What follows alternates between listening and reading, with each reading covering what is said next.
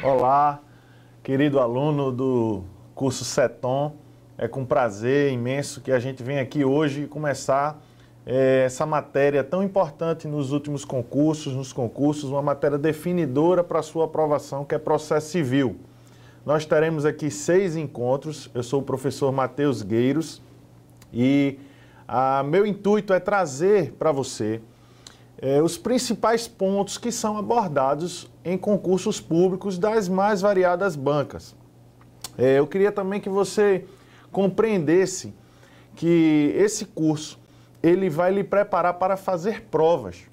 E então a gente precisa estar bem focado, bem concentrado, nós precisamos estar realmente ligados no que é que as bancas querem do seu concurseiro, do candidato. Então nós aqui iremos abordar objetivamente questões que são recorrentes em concurso e questões que existe uma probabilidade muito grande de serem cobradas. Então, desde já, vocês, infelizmente a gente não vai poder aprofundar tanto o assunto, explicar os porquês, porque a gente tem um tempo um pouco exíguo, mas que é suficiente para que você entenda o que a questão vai cobrar de você e que você responda. Afinal de contas, o tempo para o concurseiro é algo que precisa ser muito bem gerido, muito bem direcionado, porque você não tem só processo civil para estudar, não é verdade? Enfim, nós vamos abordar o nosso curso com a temática bem voltada para os TRTs. Então, nós vamos nos pautar com os últimos editais de TRT, tá bom? Processo civil é uma matéria que vem aí borbulhando no cenário jurídico. Por quê? Primeiro, eu ouço alguns alunos dizendo que não gostam de processo civil. Queria dizer a você que esqueça um pouco isso. Eu vou tentar provar a vocês aqui que processo civil é uma matéria deliciosa, gostosa de se estudar e que, de fato, faz a diferença no seu concurso. Justamente porque processo civil não é uma cadeira, não é uma disciplina, uma matéria que cai em todos os concursos, como, por exemplo, direito administrativo, direito constitucional, mas por ela cair em poucos concursos, os alunos tendem a deixá-la relegada a segundo plano. Então, ela fará diferença na sua aprovação, ok? Processo civil, nós temos aí um código antigo. Vamos lá para o nosso primeiro slide, já vamos começando logo, sem perder tempo. Então, temos aí um primeiro CPC, um primeiro Código de Processo Civil, que veio lá em 1939. Depois tivemos um segundo código, totalmente reformado, em 1973, que, acreditem, se você é a primeira vez que está estudando processo civil, é o mesmo código que ainda vige hoje. O nosso código de hoje é esse código aí de 1973. Obviamente, esse código ele sofreu algumas alterações, vem sofrendo algumas alterações. E aí nós precisamos primeiro pautar essas 3 grandes reformas aí. Em 1994, você está vendo aí no slide, uma que durou de 2000 a 2001 e outra grande reforma que durou de 2005 a 2011. Volta para mim e vamos lá falar um pouquinho sobre isso. Você percebeu que a origem do código é de 1973, mas você percebeu que houveram 3 grandes reformas, melhor dizendo, 3 grandes reformas. Essas reformas, elas acabaram por descaracterizar completamente aquele código outrora feito em 1973. Hoje em dia, a doutrina, os professores, os juristas, eles já costumam a se referir, a se reportar como sendo esse código uma verdadeira coxa de retalhos. E é por isso que esse código ele já encontra até certa dificuldade em adequar-se à realidade jurídica de hoje. E é por isso que já está em ampla evolução o novo Código de Processo Civil que vem por aí.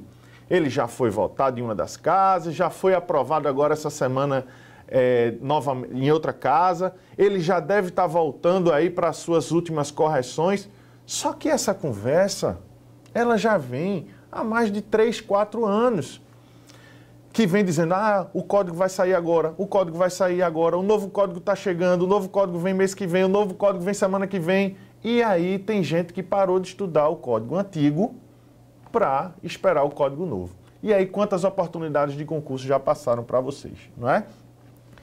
Vamos estudar esse código, porque certamente o estudo desse código ele será em muito, mas em quase tudo útil para a sua vida no próximo código, quando você for estudar o próximo código. Não imagine, não pense que você estudando agora, você está jogando fora esse tempo porque vai precisar estudar tudo de novo. Não vai ser dessa forma. Os princípios eles vão se manter, a coesão vai se manter, de maneira que você vai precisar apenas adequar esse estudo e não começar do zero. Tá ok? Então, você ouvindo aí, se você ouvir que o novo código está por vir, é verdade, o novo código está por vir, mas nós não sabemos ainda quando. Até porque quando esse novo código for aprovado, ele ainda provavelmente terá ainda um ano de vacatio legis, que é aquele tempo entre que ele vai começar a realmente viger no nosso mundo jurídico. Ok? Vamos lá para o nosso próximo slide, mantendo aí o nosso ritmo de estudo. Eu preciso conversar com vocês, já anote logo aí, esses principais conceitos. Nós, de fato, trazemos em nossa vida conceitos que são de conhecimento público, de todo. É o conhecimento coloquial, aquilo que a gente fala no nosso dia a dia. Volta para mim, meu amigo. São coisas que a gente fala todo dia. Mas é bem verdade que no mundo jurídico e na sua prova, esses conceitos eles têm outro significado. Às vezes a gente se reporta a algumas situações, mas que o conceito mesmo etimológico da palavra, ele significa outra coisa. E as provas elas já perceberam isso, que existe um senso comum, que ela pode enganar, ludibriar aquele candidato, cobrando na prova o que é o conceito jurídico. Então, eu vou sempre me reportar aqui ao longo das nossas aulas sobre esses tópicos aí, sobre essas expressões que eu mostrei para vocês aí na tela. Só que eu vou me reportar sempre partindo da premissa de que você já entendeu o conceito jurídico. O primeiro deles vocês viram aí, jurisdição. Se nós dividirmos esse conceito de jurisdição, você verá que a jurisdição ela é dividida aqui, ó, etimologicamente falando, você vai dividir essa palavra aqui, ó, jurisdição. Jurisdictus vem de dizer o direito, ela é do latim, uma palavra dividida, juris dictus. Antigamente, as pessoas traziam os seus conflitos, as suas lides, e elas diziam àquele juiz, olha, está acontecendo isso, fulano não cumpriu com a obrigação que foi pactuada, ele está inadimplente com determinado valor, e aí o juiz, ele entregava o direito àquelas pessoas. Então, existe um brocárdio jurídico que diz, dê-me os fatos que eu lhe darei o direito. E daí vem o conceito de jurisdição, jurisdictus. Então, essa jurisdição, que antigamente, muito antigamente, ela era predominantemente feita pela autotutela, ou seja, eu que ia lá na força e cobrava aquele valor, ela deixou de ser feita dessa forma por um instrumento de pacificação social. Não tinha como a gente ficar cobrando eu mesmo, fazer a cobrança de um valor, alguém não me pagava, eu ia lá e tomava as coisas da casa. Existem casos na história onde pessoas eram pegas como filhos e filhas daquele devedor, eram pegas como escravos para trabalhar na casa de alguém até que o valor da dívida fosse pago. Para acabar com isso, o Estado foi criado e aí o Estado avocou, tomou para si o poder da jurisdição. Ou seja, a partir de agora, tragam os conflitos para mim, que eu vou dizer a quem cabe e a de quem de fato é aquele direito. Quando eu falar em jurisdição, vocês vão entender que ele é esse poder, dever, função do Estado em solucionar, em atribuir a quem é de direito e resolver e solver aquela lide, aquele conflito instaurado entre os particulares. A segunda expressão que eu queria conversar com vocês é competência. É a letra B aí desse item. Veja a letra B desse slide. Veja que quando a gente chama alguém de incompetente, geralmente a pessoa não gosta, não é verdade? Ah, fulano é incompetente. existe uma pecha, é muito pejorativo chamar alguém de incompetente. Mas dentro da jurisdição, dentro do Estado, dentro do ambiente jurídico, chamar alguém de incompetente nada mais é do que dizer a essa pessoa: a você não compete tal função. É como se eu dissesse aqui ao meu amigo que está aqui, alguém que estivesse aqui do meu lado e dissesse: olha, venha cá e me dê aula no meu lugar. Ele ia dizer: epa, calma, não cabe a mim dar aula, eu estou aqui fazendo outra função, estou aqui para lhe auxiliar. Então, a competência, a grande característica da competência é estabelecer limites, estabelecer funções para cada um daqueles que integram o poder judiciário, integram a jurisdição. Então, é muito comum que a gente veja aí, se você ainda não advoga, se você não trabalha na área do direito, se você não estudou a graduação de direito, mas você já ouviu falar que existem varas de família, varas criminais, varas cíveis, não é verdade? Cada uma dessas varas, cada uma dessas divisões trata de matérias específicas. Cada uma delas tem uma função e a isso nós chamamos de competência. Então, quando eu disser que fulano, ou aquele juízo, ou aquele local é incompetente, eu estou dizendo que ali não deve ser processado aquele tema, aquela ação, e sim em outro local que sim deve ter a competência para tanto. Terceira expressão é lide. O que seria a lide? A lide é o conflito de interesses. Quando existe um conflito de interesses qualificado por uma pretensão resistida, ou seja, eu quero algo e aquele outro alguém não quer me dar o algo que eu quero, e existe uma pretensão, a animosidade, alguém deseja que algo que alguém não quer dar, ou uma prestação que por alguma maneira, por alguma forma, de alguma maneira, ela é resistida, encontra um óbice. Quando há esse conflito, nós chamamos de lide. E aí, essa lide é uma das razões que o Estado se organiza e cria a jurisdição e cria competências para que ele solva, para que ele resolva essas lides que pode e que se estabelece no nosso dia a dia na sociedade. Processo, vamos voltar um pouquinho lá para o slide, só para que os alunos vejam. Olha aí, estamos no nosso quarto, letra D. Processo é justamente o instrumento, anote aí, o instrumento à disposição do cidadão para a solução do conflito. Vou repetir, instrumento à disposição do cidadão para a solução do conflito. Volta para cá. Quando a gente diz eu vou processar alguém, né? De repente pode haver uma tecnia aí, né?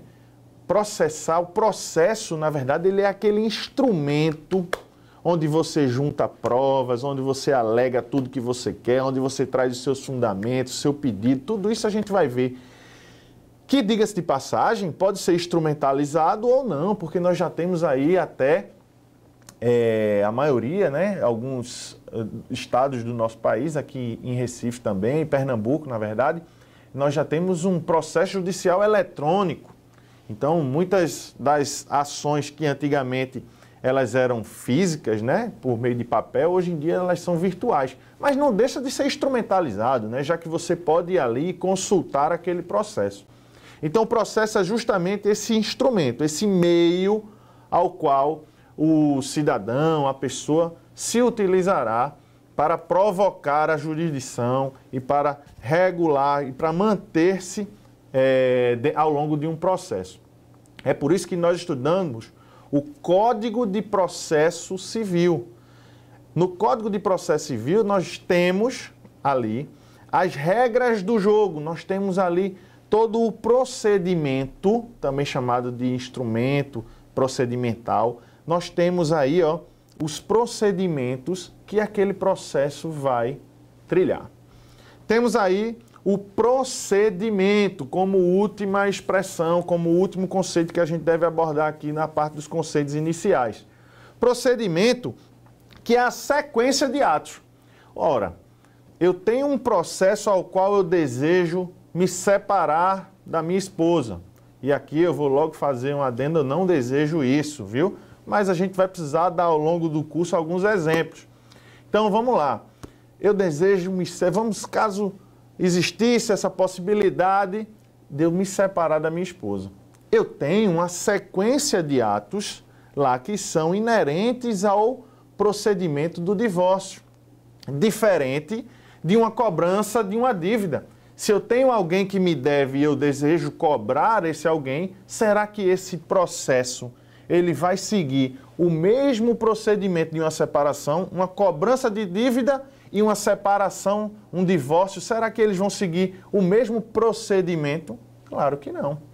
E é aí onde você vai encontrar no CPC, lá no Código de Processo Civil, que existe um procedimento para um e um outro procedimento para outro. Assim como existem para uma busca e apreensão, uma ação de despejo, são tantas obrigações de fazer, nós aí vamos ter diversos procedimentos que são entabulados, que estão postos, entabulados não, postos lá no nosso querido e bondoso e tão admirado CPC, ok?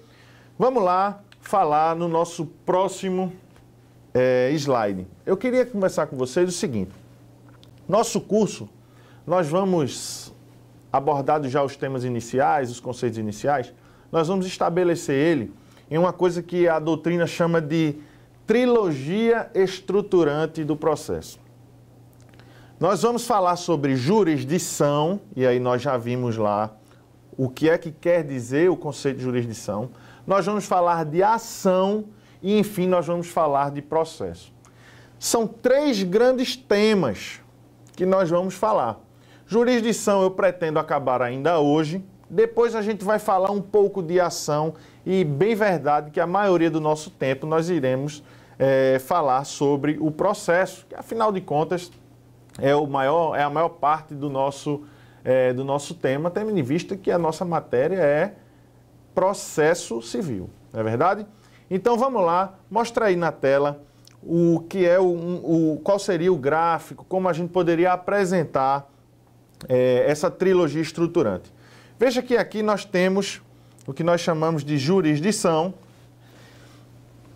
que é o que nós vamos estudar agora. Depois nós iremos falar sobre ação e só então nós iremos falar sobre processo, que é a nossa maior demanda. Eu vou mostrar para vocês que a jurisdição e a ação, elas se completam para que seja formado o processo, ok? Sabemos já que jurisdição é esse poder-dever do Estado. E aí eu já queria conversar com você o que é que as provas podem lhe cobrar. Volta para cá. Olha só, a jurisdição, ela é um poder atribuído ao Estado.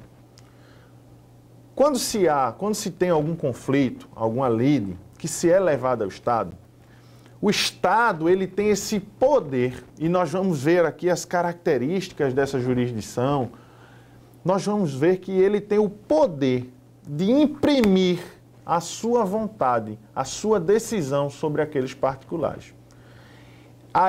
Por isso é chamado esse poder jurisdicional. Só que além de poder, ele também é um dever do Estado. Tendo em vista que o Estado, ele não pode excusar-se, ele não pode dizer assim, essa matéria está muito complicada para eu decidir, deixa que vocês se resolvam. Ou ele não pode, uma vez provocado, dizer assim, isso é tão simples que eu não vou me meter nesse assunto. O Estado, uma vez provocado, ele precisa, é um dever inerente ao Estado se pronunciar e solver essa lide que é lhe imposta. E aí eu tenho muito medo de começar a falar em lide, e eu desde já vou fazer uma ressalva, porque são colocados muitas vezes questões, ou em conversas, em sala de aula, eu recebo muita pergunta de aluno, quando ele diz assim, então quer dizer que o Estado por meio da jurisdição. A jurisdição ela é feita para resolver lide, só lide. Não, não é feita para resolver só lide. Existe dentro da organização jurídica situações, o código prevê situações onde mesmo que não haja lide, o Estado ele deve intervir para garantir o direito. Como assim, professor? Não estou entendendo não, Matheus. Está meio complicado.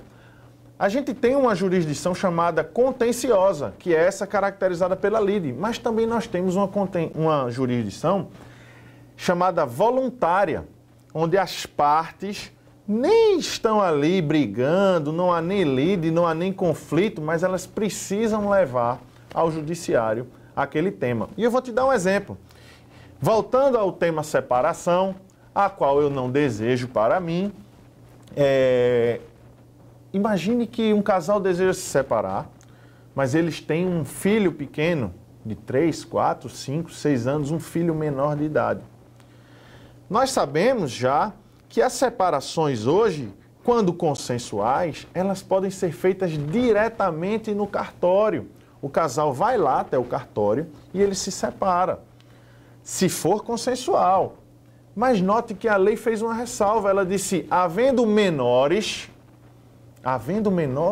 fruto dessa relação conjugal, essa separação ela deve se dar no âmbito judicial. Olha só que maravilha! Mas não há briga entre o casal, até porque o casal nunca briga na hora de separar, é algo tão raro, né?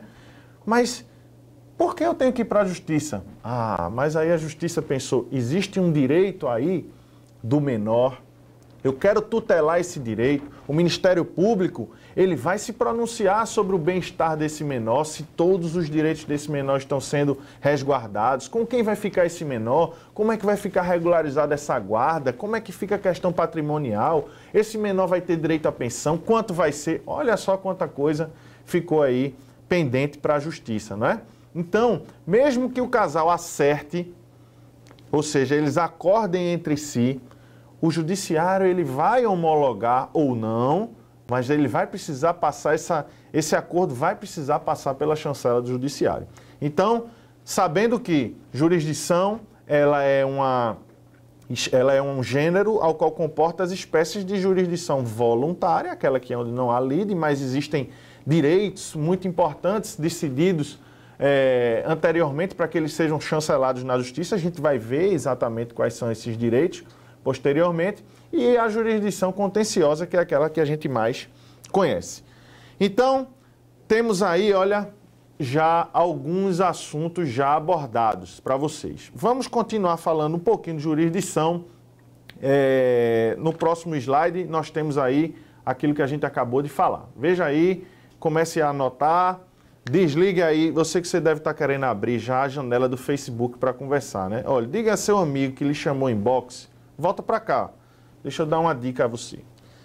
Quando a gente vai estudar, toda vez que a gente vai estudar no computador ou na sala de aula, alguém de lado quer lhe atrapalhar.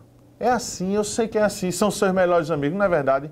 Seus melhores amigos lhe chamam, ex-namorada, ex-namorado. Não deixe isso lhe atrapalhar não, vamos passar essas 2 horas aqui comigo. Diga aí no inbox do Facebook, diga estou em aula, ou o Gtalk, fecha esse negócio, o Zap, desliga o Zap, vamos se concentrar aqui, tá bom? Abra aí, vamos lá voltar para o nosso querido slide, para que você possa dar continuidade aí. Olha aí o que a gente falou, é um conceito de jurisdição, um poder, dever, mais uma função do Estado. Olha só que coisa interessante. Efetiva lesão ou ameaça. Eu já vi muita prova cobrar a seguinte questão: é possível que a jurisdição ela seja provocada por uma simples ameaça do direito, verdadeiro ou falso? Olha aí, a resposta vai ser verdadeira. Não é preciso só a lesão efetiva para que justifique você provocar a jurisdição. A simples ameaça, ela já dá ensejo, ela já é fundamento para tal. Quer que eu lhe prove? Eu vou lhe provar. Imagine, volta para mim, imagine que alguém precisa de uma intervenção cirúrgica de emergência. E aí aquela pessoa ela vai até o hospital e ela dá a sua carteirinha do plano de saúde. Mas aí a pessoa da recepção diz assim, olha, nós vamos ver, entrar em contato com o plano de saúde para ver se o plano de saúde aprova ou não. E aí você fica ali 1 hora, 2, 3, e você volta à recepção e diz, já aprovou? Diz, não, nós estamos entrando em contato. E aí ela não lhe dá essa resposta. Eu te pergunto, se ele negar, se o plano de saúde efetivamente chegar e disser assim, por meio lá daquele hospital, dizer, o plano não aprova e não cobre a cirurgia que você deseja, aí sim você já tem uma efetiva lesão. E aí não há dúvida que você pode recorrer ao judiciário, tentar uma medida de liminar, que nós vamos estudar aqui, as tutelas antecipatórias. Mas e se ele não responde? E aquela situação vai se agravando e o paciente precisa cada vez mais. Olha que a simples demora, ela já é uma ameaça ao seu direito. E aí o plano de saúde, quando ele vier a responder, se ele vier a dizer, não, mas eu ainda nem disse não, mas aí o seu fundamento pode ser a simples ameaça. Ah, mas essa ameaça já me é fundamento para tanto. Então, existem vários outros exemplos que nós poderíamos dar, mas é importante que você fique ligado, porque a prova ela gosta de cobrar isso. A simples ameaça ela já é fundamento suficiente para que você provoque o judiciário. Nós já falamos das espécies de jurisdição contenciosa e voluntária. Vimos que essa jurisdição ela pode ser provocada também quando não há lide, quando não há litígio entre as partes. Mas existem aqui 3 formas de composição do litígio que eu queria trabalhar com vocês. Vamos lá para o nosso slide. Vocês vão ver que existem a renúncia, o reconhecimento do pedido e a transação. Imagine que uma vez instaurado esse procedimento, imagine que você começou aqui um processo contra alguém, A contra B. Você já começou esse processo. E imagine que vocês, de alguma maneira, resolvem entre si compor esse litígio, ou seja, resolver esse litígio entre vocês. É possível? É sim. Depois vocês leiam lá o artigo 269 do CPC, vocês vão ver que existe lá essas 3 possibilidades e mais uma que é a decisão do juiz. Volta para mim. É possível que ao ser instaurado o processo, tanto o juiz decida, como as partes resolvam em comum acordo ou não, elas possam, uma delas unilateralmente, resolver esse procedimento. Como é que pode se compor esse litígio uma vez instaurado esse processo? A primeira delas é a renúncia, onde o titular do direito, a gente só renuncia a alguma coisa que a gente tem direito. Eu não vou renunciar ao que eu não tenho direito, não é verdade? Então imagine que eu ajuizei uma ação contra José, e aí vamos colocar um nome aqui hipotético, eu ajuizei uma ação contra José de uma cobrança de dívida, mas lá no meio do processo, eu decido, fiquei tão amigo de José ao longo do tempo, conheci José, vi que ele estava realmente passando por uma situação complicada financeira, e eu desejo renunciar o meu direito. Eu posso renunciar a esse direito? Claro que sim. Esse direito é um direito seu. É um direito que está disponível, assim bem diferente daqueles direitos indisponíveis que a gente estuda lá no direito administrativo, não é verdade? Aqui nós estamos na seara civil, esse direito de cobrança meu, ele é disponível. Então eu posso renunciar a esse direito e dizer, olha, vamos encerrar esse processo, tendo em vista a jurisdição, que eu não quero mais continuar com essa ação, eu vou renunciar, tá bom? A segunda possibilidade seria o reconhecimento do pedido. Aí seria o oposto. Eu estou pedindo para que José pague essa dívida a mim. E aí José, ao invés de vir para o processo e brigar comigo pelas peças lá de contestação, que a gente vai estudar ao longo do tempo, ele vem e diz assim, Matheus, eu te devo e eu reconheço esse valor e eu vou te pagar. Não resolve o problema? Não resolve a lide? Resolve. É mais uma forma de composição de litígio. A terceira seria a transação, que a gente costuma falar, vamos chegar a um acordo, vamos sentar aqui e vamos ver como é que a gente pode conversar para que fique bom para mim e para você. A transação é a concessão mútua de benesses. É como se eu dissesse, tá bom, eu vou abrir mão da multa e dos juros e você paga à vista. Ou então a pessoa diz, não, faça o seguinte, divida para mim, eu abro mão de receber à vista e recebo parcelado. São formas de solução de litígio e que você precisa saber. Renúncia, reconhecimento do pedido e transação. Qual é a diferença entre elas três? Renúncia, o próprio autor, o próprio dono, proprietário do direito a abrir mão em favor daquele outro. O reconhecimento do pedido, aquele que está sendo demandado, cobrado, de alguma maneira ele vem para o processo e ele aceita o que está sendo posto contra ele e ele reconhece aquilo de fato. E a transação, o acordo mútuo, a concessão mútua entre um e outro, ok? Vamos dar uma pausa. Mais uma vez, fecha esse inbox aí do Facebook, tá bom? Vamos lá para o nosso próximo bloco.